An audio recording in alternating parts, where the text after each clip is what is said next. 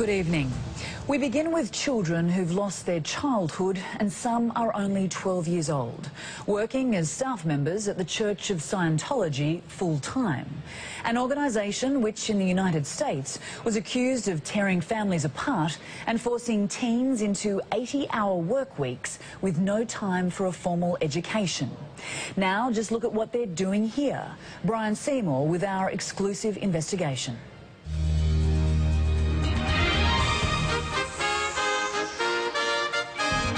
Now this is one of the children walking across the road. Yeah. That is it? Okay. They're in an age where they should be starting high school, but they're working at the org full time.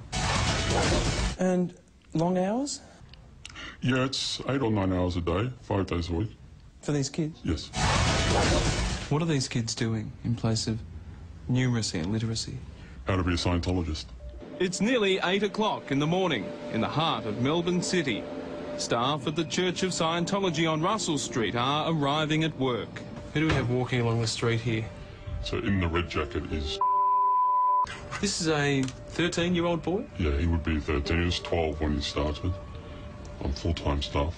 Full-time staff, full-time work. Yes. What sort of work is a child of that age doing at the Church of Scientology? Mostly clerical or admin type of work. So he'll just be... Like a mailboy. Yeah. Yeah. This 13-year-old boy is one of 8 children we filmed on various weekdays over several weeks. While most children are starting school, these children arrive at the Church of Scientology. To start... He's in there to start a day of work. To start a full day of work? That's right. What sort of... That's what they do 5 days a week. What sort of tutoring, homeschooling is he getting in there? He's supposed to be getting homeschooling for, I think it's 3 hours a day, 5 days a week, but he's not getting any. Our source recently left Scientology after several years on staff and says he felt compelled to speak out for these children. He asked to remain anonymous, saying he fears the Church of Scientology will target him for speaking out. Who's that with him? That's... She's a young person, yeah, isn't she? I think she's about 15 or 16. She's been on staff for a couple of years. She's been on staff, 15, 16, been on staff a couple of years. Yeah, at least 2 years. What sort of work would she be doing? She's training to be an auditor. So, TDC. At that age? Yeah. Training to be an auditor? Correct. It would be astonishing, except it's not the first time. Well, I was in a room that was maybe 8 by 10 feet, maybe 8 by 12 feet, with 6 people. That was where we lived. A child Scientologist for years, Astra Woodcraft left the California branch when she fell pregnant, fearing she would be forced to have an abortion. She also tells of being molested and given alcohol at 13, worked incessantly, and at the age of 15, she was told to counsel a 40-year-old man with a problem. And I had to tell him that he couldn't masturbate. I had to have him read a policy where L. Ron Hubbard says masturbating is bad. This girl in Melbourne is, we're told, training to be a counsellor. In Scientology, they're called auditors. This is a child. That's right. They're training her to do that. Correct. Of course, it's not only children. Where are the families of these children? They're on staff as well. Your parents are there making a difference, working full-time at the org and then working full-time elsewhere to pay the bills. They've devoted everything to Scientology. It must be right. What is her role? Well, she oversees the legal side of things and the public relations side of things, external affairs. More than 24 other staff, adults, arrive for work as we watch. What sort of goods and services would he be selling? Auditing, mainly. Auditing, Yeah. these counselling sessions. Yeah. What sort of money is he bringing in? Oh, when they sell the auditing, they're going for a minimum of $25,000 in one hit from one person. $25,000. Correct. People pay this Yeah, people. for this extended, intense counselling. Yeah, people max out their credit cards. According to the critics, this is Scientology's real purpose, to make money. It's a cash cow. What was it? It's a cash cow. Cash cow. As the staff meeting gets underway at 9 a.m, we see the most senior Scientologist here. She is from a group called the Sea Organization, or Sea Org, an elite corps based in Clearwater, Florida. And she's there to oversee the Finances. Because that's an important part of the church, isn't it? Yeah. How important are the finances to Scientology? Well, it's all about money. 12 or 8. Here we go sailing into weird territory. In the 1960s, Scientology founder L. Ron Hubbard decided to live on a ship, this ship.